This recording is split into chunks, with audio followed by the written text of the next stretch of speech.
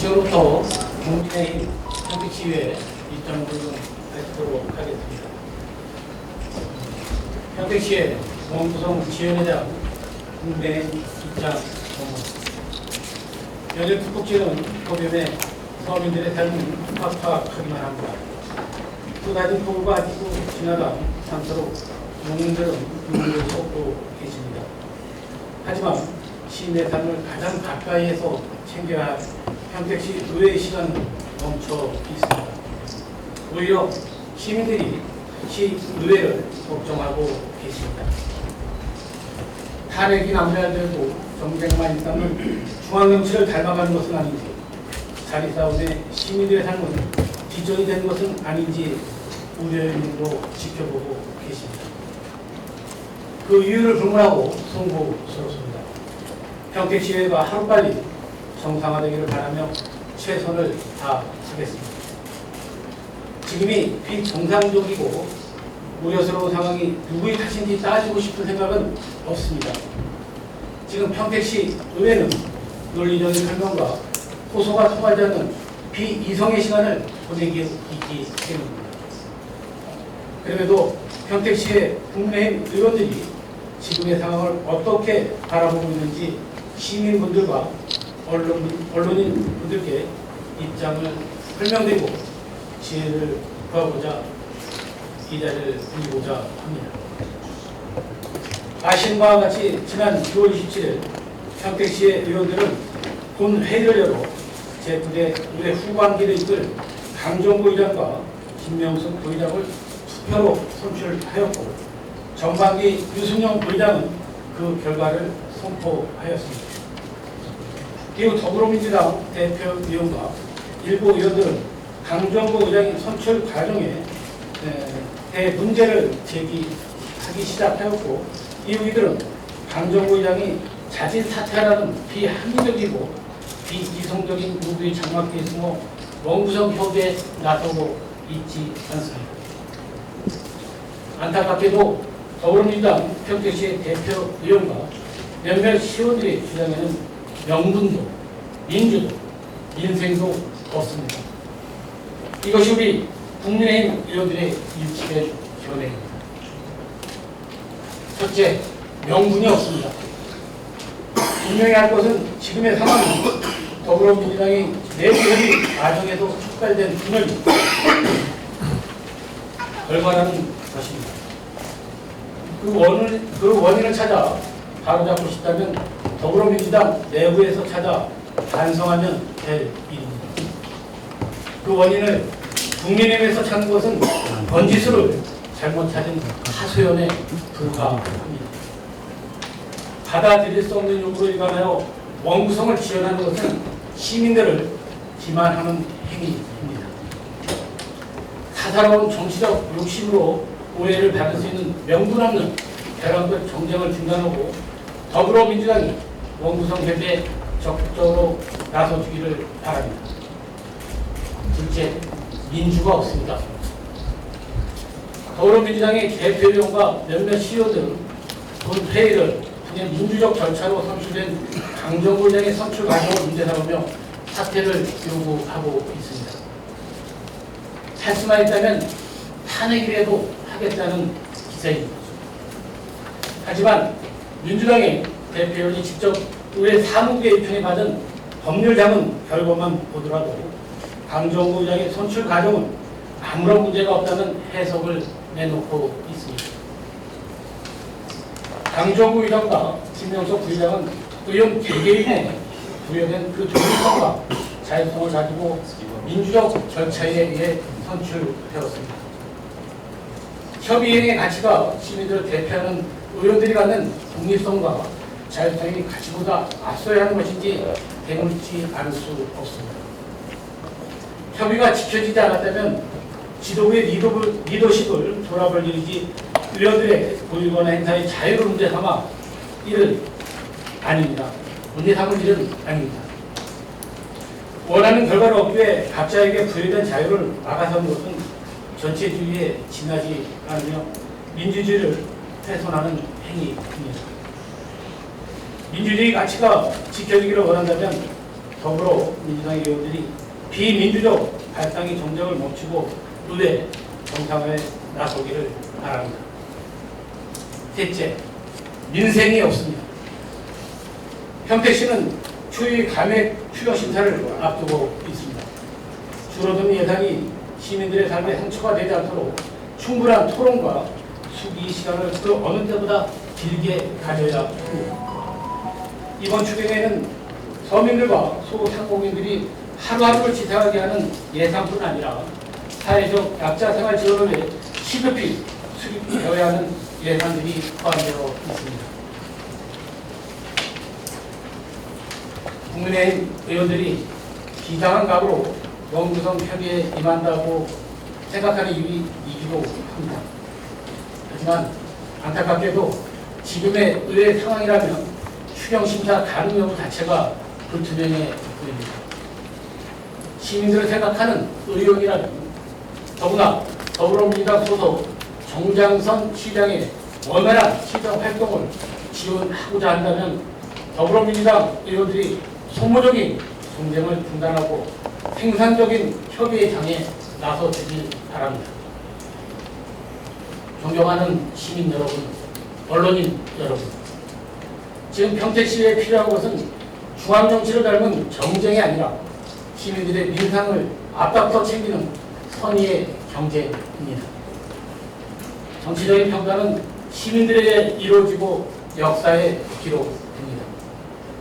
우리가 경험하고 있는 비정상적인 이 상황으로 평택시의회가 시민들로부터 외면당하고 제9대 의회가 최악의 의회로 기록될까 두렵습니다.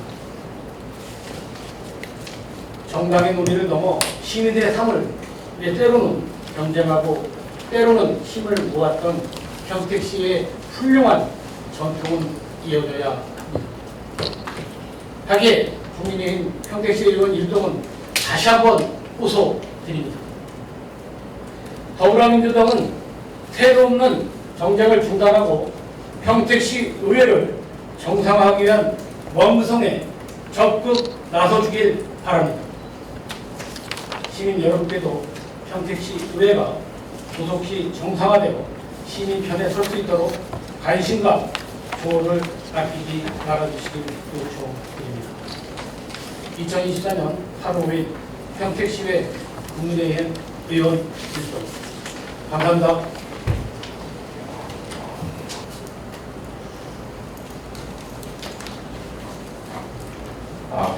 우선 지금 6월 27일 이후로 한 달 조금 넘게 지났는데 지금 좀 입장을 정리해서 발표하신 이유는 무엇인지 여쭤보시고, 두 번째로 오늘 이후 따로 국민의힘 쪽에서 어떤 입장이나 뭐 준비하고 있는 게 있으신지, 아니면은 협상을 다시 하게 될 경우에는 뭐 따로 조건이 있는지, 아니면 민주당 쪽에 이제 주장 그만하고 무조건적으로 다시 의회에 돌아올 것을 얘기하시는 것인지 좀. 계속해서 말씀드렸던 일련의 과정이 3달 정도 지났습니다. 그런 과정 속에서 우리가 그동까지 장애측정을 통해서 시민들에게 많은 불안함을 조성한 게 사실이고, 그동안에 많은 분들의 성명서를 발표했고 하지만 우리가 일일이 대응을 안 하는 문제는 저희들이 뻔뻔히 답변을 드리는 게 오히려 분쟁이나 정쟁을 좀 일으키는 소리가 더 작아서, 지금 앞으로 우리의 국민의힘 앞으로의 좀 일정을 보게 되면 양당 간에 빨리 좀 합의가 있어서 오늘 좀 빨리 이루어졌으면 좋겠다는 이제 바로 저희는 또 우리 수립 요구해서 우리가 또 김시회를 열 수 있도록 하고 있습니다.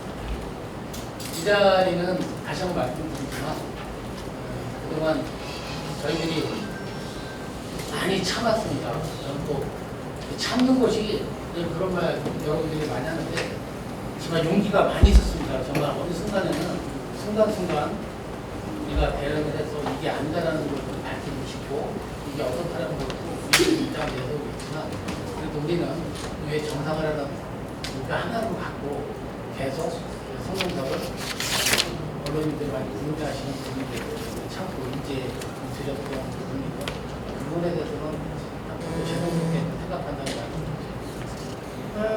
지금 민주당이 그 당시 상권위원장, 상권위로 4명을 넣었어요. 그렇죠? 그리고 이제 상권위원장을 누구 홍보는 모두 부인할 수가 없습니다.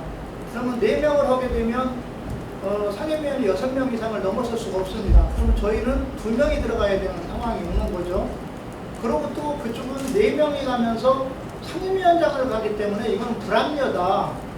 그렇다면 누군가를 한 명을 그쪽에서 3대3으로 가고 상임위원장을 가는 게 맞기 때문에 한 명인가 누군가를 좀 빼야 되는데 뺄 상황이 없기 때문에 만약 그런 상황이 오면 의장이 직권으로 한 명을 조정을 해야 되는 상황이 옵니다. 그렇죠? 그런 상황이 오는데 만약 거기 4명을 누구를 한 명을 빼서 직권으로 조정하다 보면 또 반발이 나오지 않습니까? 그렇죠? 그러니까 저희 당 의원 입장에서는 4명이 조율은 안 됐지만 하고 싶은 의원들이 있었으니 같이 4명을 넣고 그쪽도 4명이 되니까 양쪽에 한 명씩을 의장이 직권 조율을 하면 공정하게 가지 않느냐.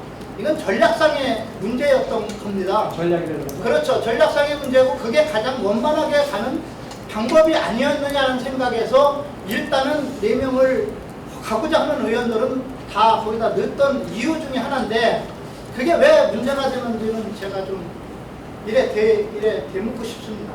제가 계속 질문을 할 수가 없으니까 간단하게만 지금까지도 4명이 조율이 안 되고 있는 거 다 4명이 그거는 조율이 가능하다고 봅니다. 저는. 들어가고자 하는 네, 4명들이 의지가 가능하고요. 강한 걸로 알기 때문에 네. 그 의지가 강한 거 맞죠? 그거는 뭐 조율이 안 된다면 의장이 직권으로 또 조정을 해야 되는 부분이 있기 알겠습니다. 때문에 그 부분은 너무 걱정 안 하셔도 될 것 같습니다. 저도 상권위를 신청했어요. 그런데 복지환경위원회 계속 있어도 아무 상관없습니다. 그 부분에 대해서 처음에 이렇게 여러 부분에서 돌려가는 보니까 저희 당에서는 정말 이 상임위 배정 문제는 언제든지 조율이 가능하니까 서로 의원들끼리 고집을 부리고 그 상임위에 꼭 남아있다고 그렇게 떠대는 부분도 아니라고 생각합니다. 그리고 실은 오늘 기자회견보다 저희들이 한 달여 동안 계속 입장문이라든지 성명서를 발표를 못한 부분이 있어서 여러 기자분들께 전화드렸고 또 제가 전화를 일일이 드렸던 것은 문자만 보내고 그렇게 육성으로 또 이렇게 말씀 못 드렸던 부분이 결례인 것 같아서 이렇게 전화를 드렸던 부분이 전화 드려서 이렇게 많이 와주셔서 너무나 감사하다는 말씀을 드리고요. 실은 아까 말씀하신 것처럼 오늘 이 자리가 날이 새도록 질의하시고 답변해도 아마 시간이 모자랄 겁니다. 혹시 개인적으로 연락을 주시면 각자 언론에 담을 내용이 필요하다면 연락을 주시면 제가 답변을 좀 개인적으로 드리는 그런 시간을 갖고 정말 다른 거 없습니다. 정말 민생을 위하고 선택시 의회가 정상으로 정상화돼서 시민의 삶을 좀 지킬 수 있고 앞으로 다가올 많은 현안 문제들을 해결해야 되는 게 우리 의회의 가장 큰 책무이기 때문에 저희들이 이런 입장을 발표했습니다. 많이 부족한 부분이 있지만 아무튼 저희 국민의힘 의원들은 더욱더 현장으로 달려가서 시민과 함께 뜻을 발전시키는데 이를 감당하겠다는 말씀으로 오늘 앞으로 저에게 좀 시간을 주셔야 되는데 실은 박성 대표님 여러 번 전화 주셨어요. 근데 실은 더불어민주당에 대해 입장문이라든지 성명서 발표하는 내용을 갖다가 저한테 바로 저한테 질의 드렸을 때는 제가 그걸 갖다가 내용도 파악을 제대로 못하다고 해서 즉답을 할 수 없는 사람들이 많이 있었고요. 그리고 저희 의원님들이 말씀드리지만 분명히 그랬습니다. 대표님들의 일방적인 발언을 자제해 주시고 의원님들의 일방적인 자제를 자제해달라는 처음에 의견이 있었던 게 사실입니다. 그렇지만 실은 그동안의 질문 내용을 보게 되면 제가 인지 못한 더불어민주당에서 성명서를 발표했는데 언론에 보도되기 전 상황 갖다가 질의하신 것도 솔직히 있었거든요. 그런 부분을 답변을 드리기가 상당히 어려웠기 때문에 못 드렸던 부분이죠. 민폐하거나 피부하는 것. 그 다음에 또 주 목적은 저희가 확실치 않은 부분에서 답변을 드리면 그 정쟁이 일어날까봐 저희가 말을 안 했던 부분을 좀 이해해 주시기 바라겠습니다. 제가 지금 자료를 다 갖고 있습니다. 그 문자도 보낸 것도 그렇고 통화한 것도 6번에 걸쳐서 저희가 만나자고 제가 조율을 좀 시도를 했었고요. 그런데 5번째 저희가 조율을 할 때 나머지는 안 나왔고 5번째 그 조율을 할 때 전제 조건이 자꾸 이제 저를 사퇴를 주장을 하니 대화 진행이 안 되지 않습니까? 그래서 제가 그러면 조율만 하고 빠진다는 조건으로 해서 양쪽 그 원내대표를 불러서 불렀는데 그 5번째 요구했을 때 한 번 오셨었습니다. 오셨는데 제가 알기로는 그때도 뭐 저에 관련된 문제를 얘기를 하니 진전이 안 돼서 아마 그때도 진전이 없었던 걸로 그렇게 알고 있고요. 6번째는 뭐 시간이 안 된다고 그래서 안 됐고 그럼 편한 그는 그쪽에 편한 시간으로 얘기를 해달라고 해서 12일 날 저희가 만나기로 했습니다. 어떤 그 성명서나 보도 자료를 보면 자세히 보게 되면 궁금한 사항들을 많이 담아놨습니다. 참고를 해